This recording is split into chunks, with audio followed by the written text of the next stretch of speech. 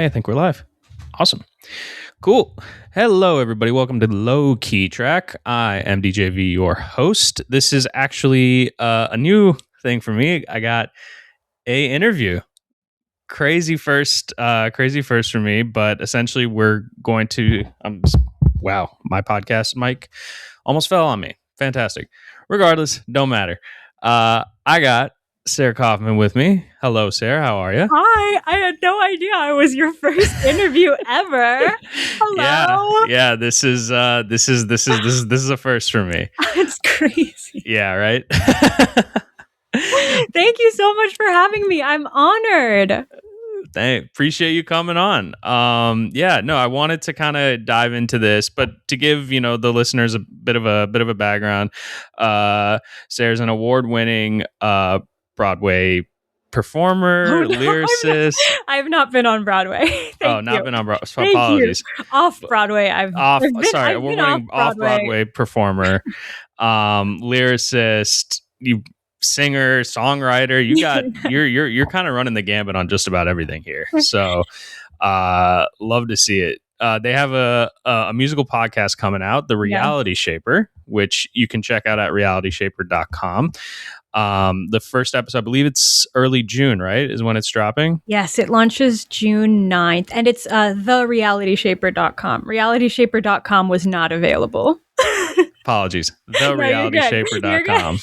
I'll make sure to put it as a caption in this clip. I did actually. I tried to email whoever it was that had realityshaper.com with and I never got a reply, but they probably wanted hundreds of dollars anyway, so it's fine. TheRealityShaper.com was available, so you got it. Exactly. So we go from there. So really just want to kind of have this conversation about The Reality Shaper, how it came to be, also kind of tie in, some of your music taste, as well as the artists that you grew up listening to, who you really resonated with, some of your favorite songs.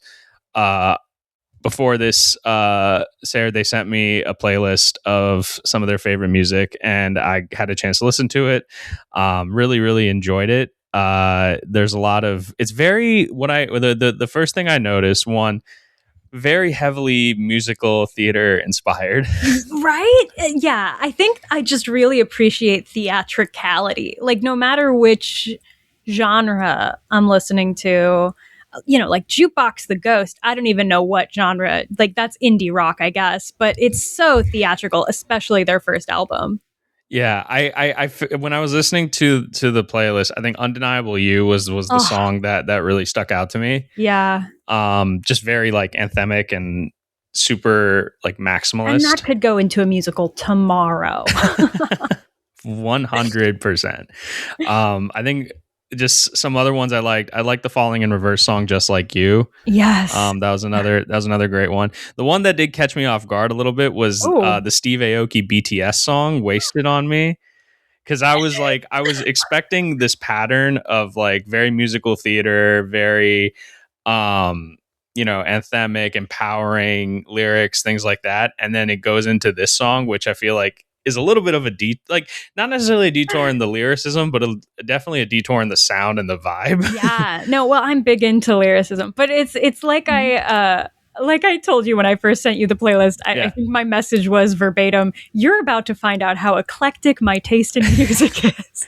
Eclectic is the right word for it. But honestly, I think the thing that I like about eclectic is that it's more unique, is more interesting, keeps your attention more, and it doesn't allow you to kind of go into a generic space of uninspired, right?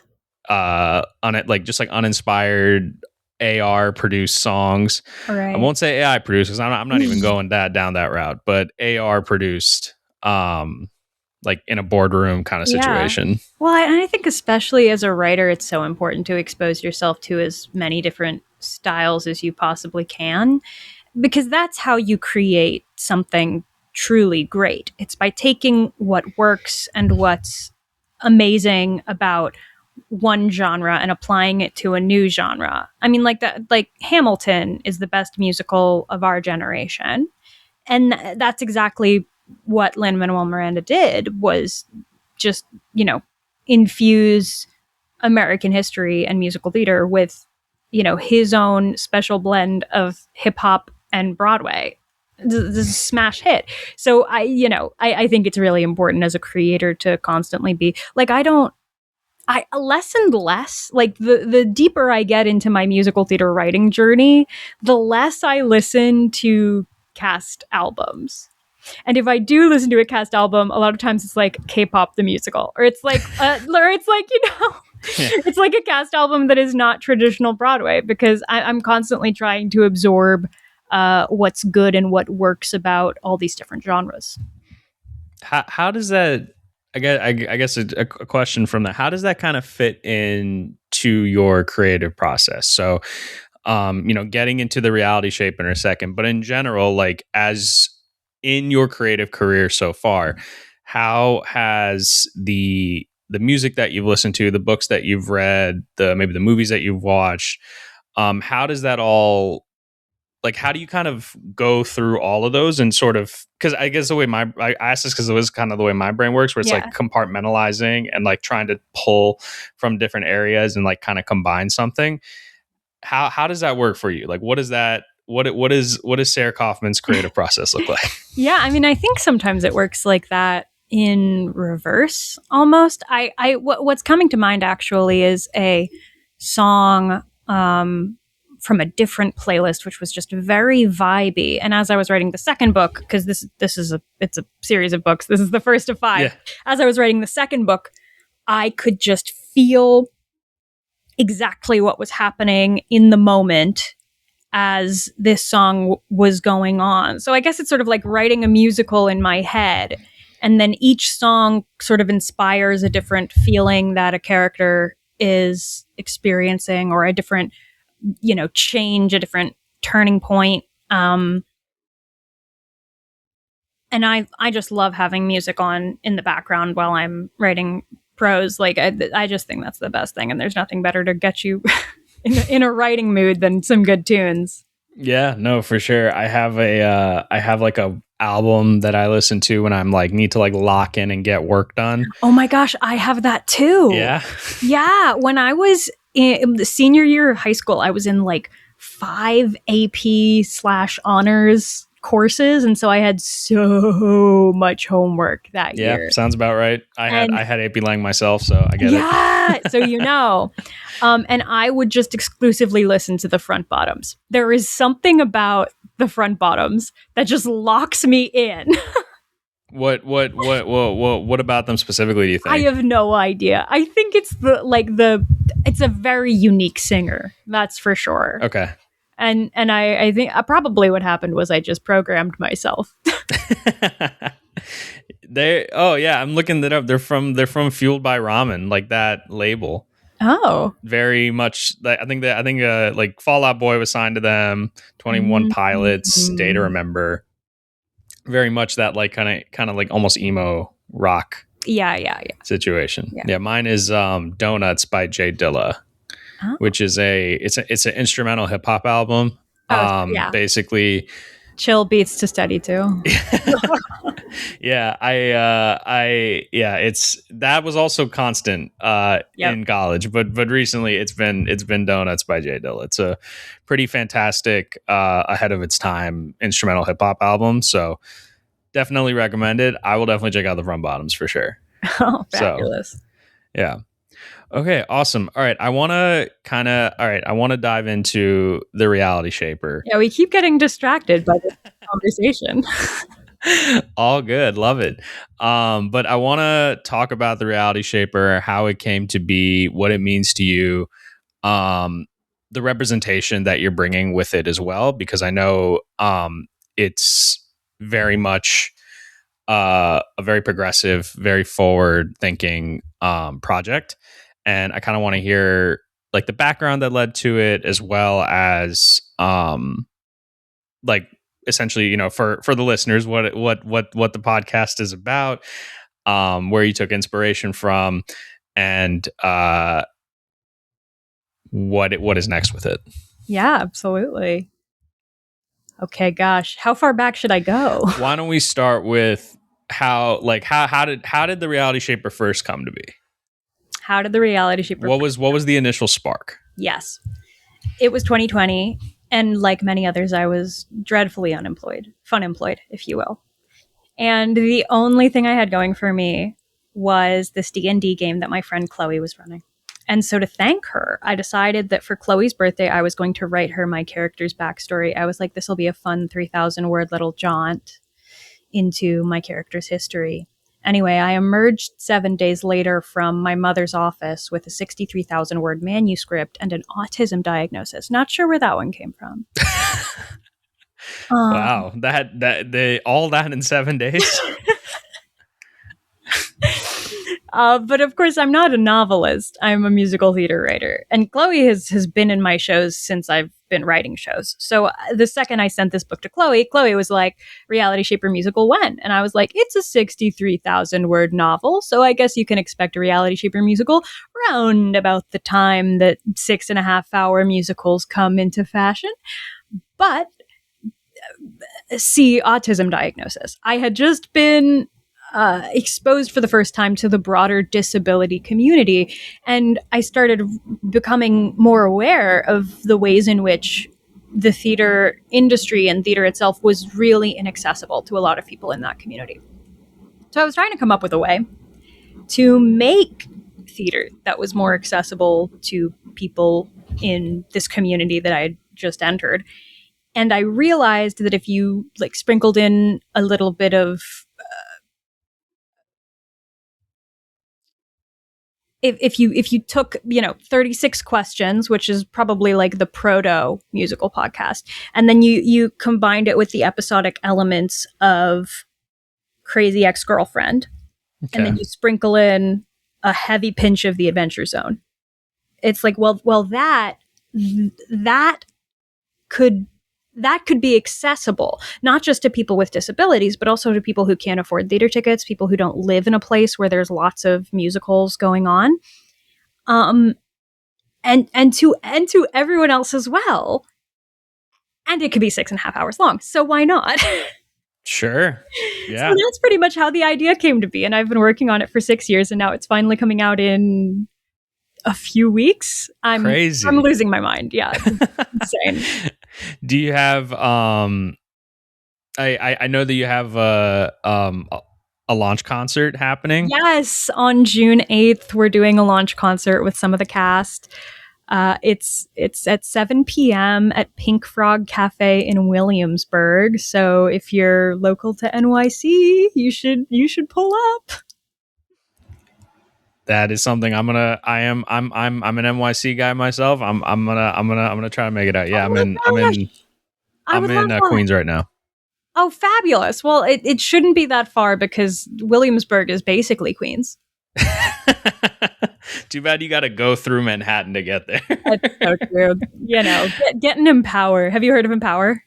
I think someone I follow, like an acquaintance on Instagram was posting about it. It's like 100% of the funds go to the drivers. Yeah, a significantly bigger portion of funds go to drivers, and prices are like typically 50 to 20% lower than Uber and Lyft. Well, then I will be downloading that app. This episode is not sponsored by Empower. It is not, but like Empower, So shout out to you for being very driver forward and driver friendly. Okay. So it feels like there was definitely like a lot of thought went into this, a lot of love, and I'm so happy to see this kind of come into reality.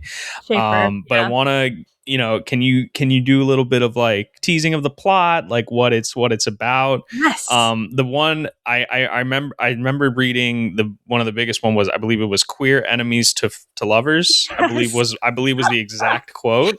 Yep. So that's the first thing that like, that's the headline for sure.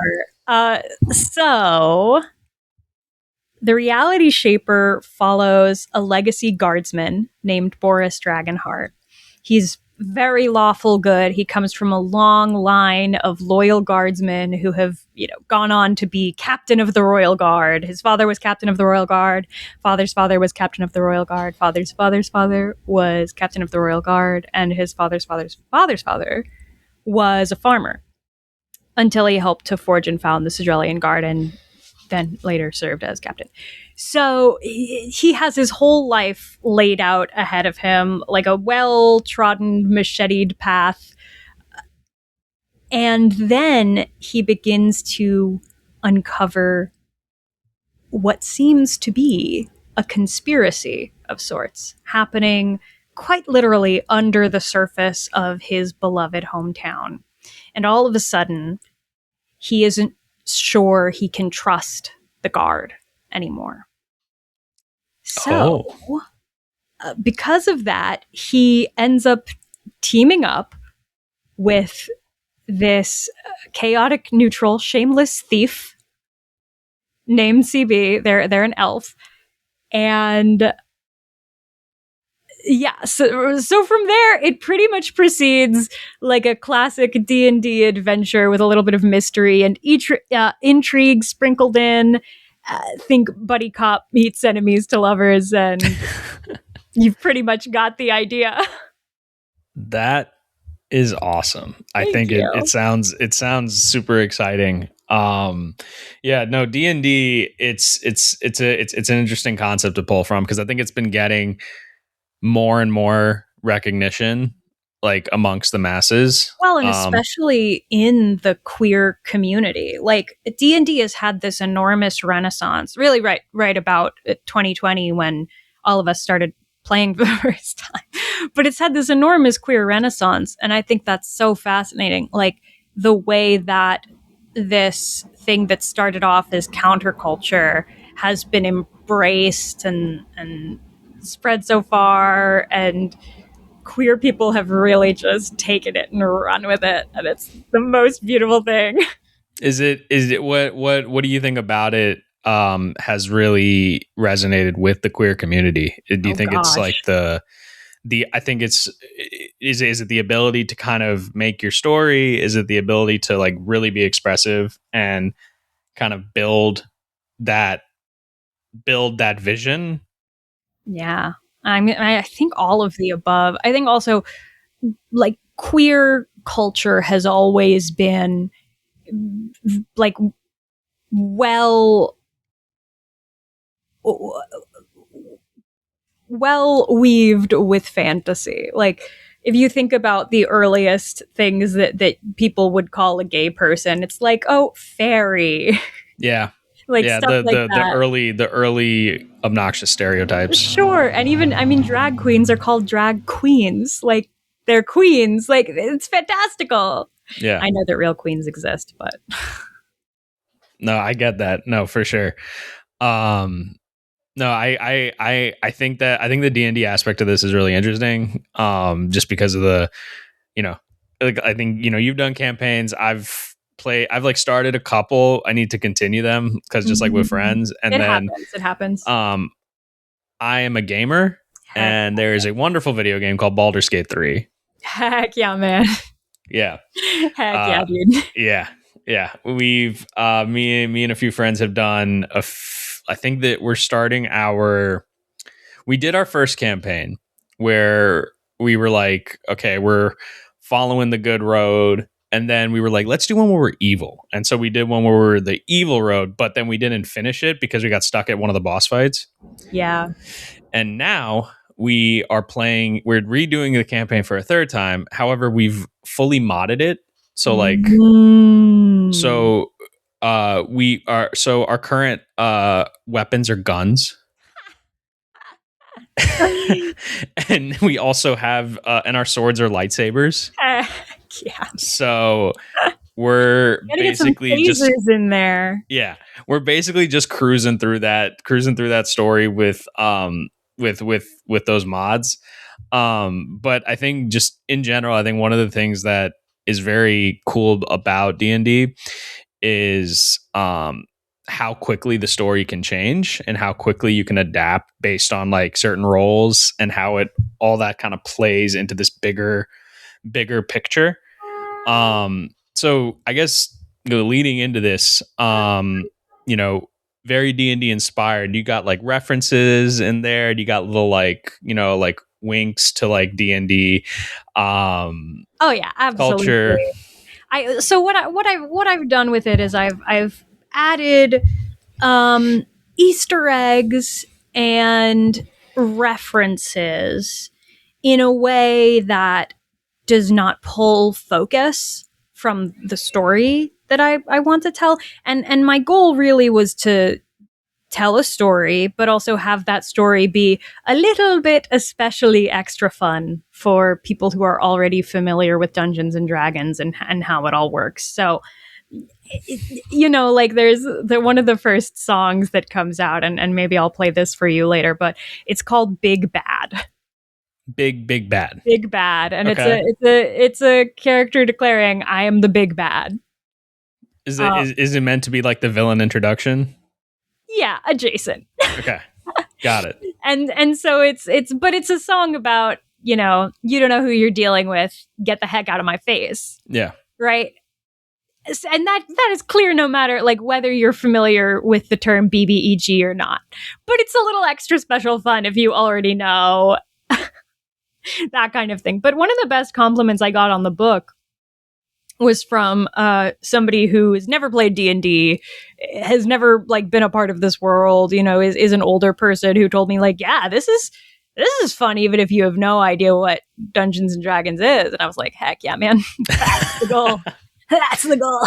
That really has to be the biggest compliment, because it's like you're trying to introduce this wider audience to like D&D inspired culture, and also just like telling a very inclusive story.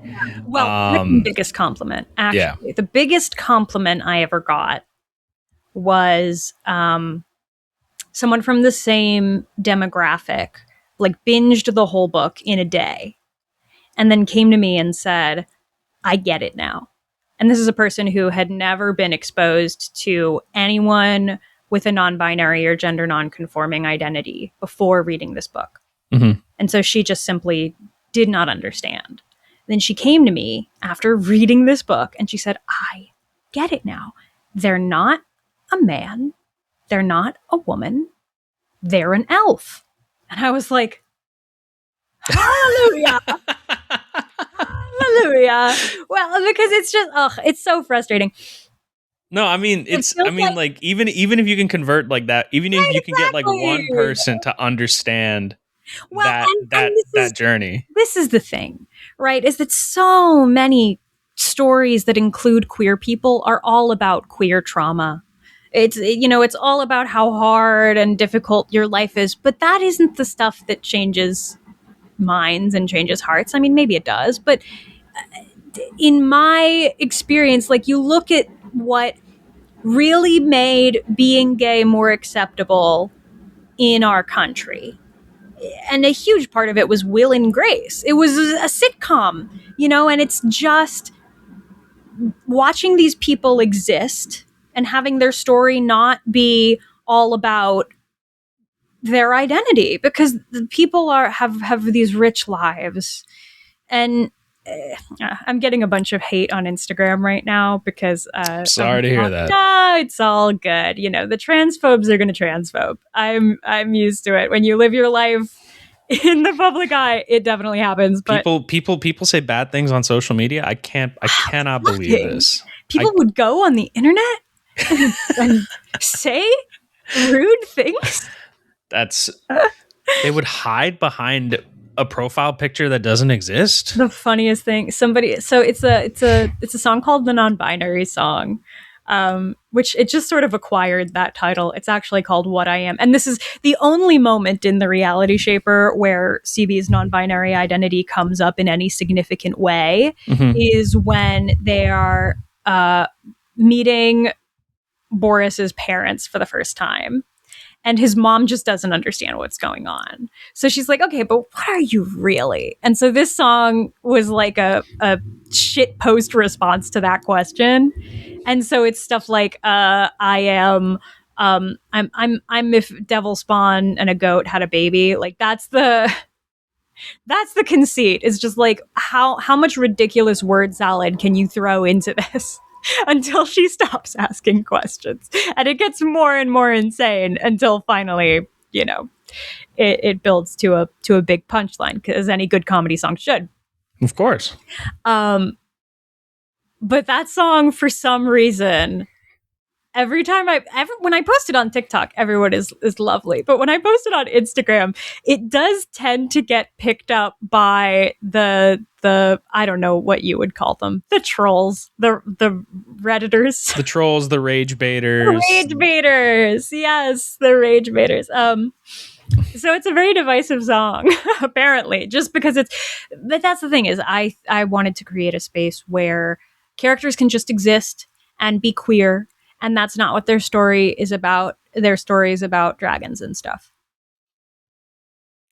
Nothing wrong with dragons and stuff at all. Yeah. I mean, considering, how much fantasy has really popped off, especially with like Game of Thrones and, resulting media that comes from that. Right.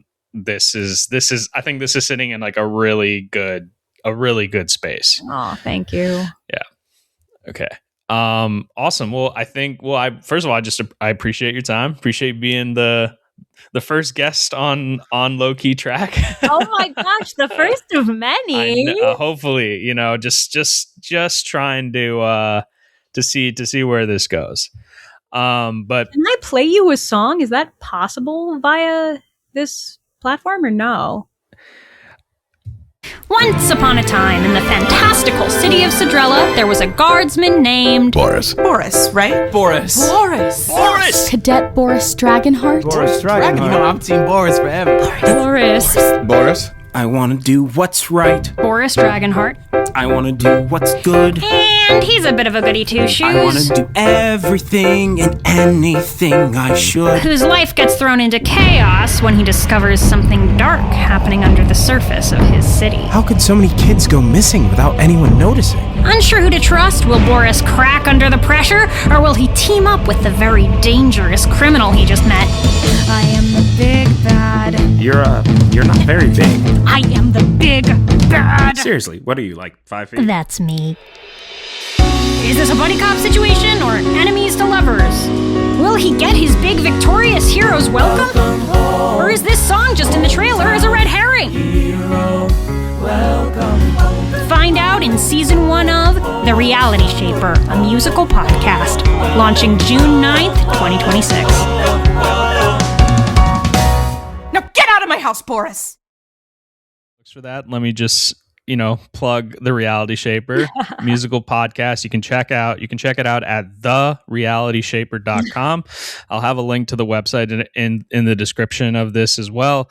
You can check out their book, the book that inspired it all. It's available everywhere where you can get your book, where you can get books, and then of course you can subscribe to the podcast, right? On all where you get your podcasts. Wherever you get your podcast. Apple, whatever Spotify, you're listening, YouTube. Whatever you're listening to right now. And then also if you're in the New York City area, definitely get tickets to their show. Sarah, thank you again. Thank you so much. Of course. This has been Low Key Track. I'm DJ V.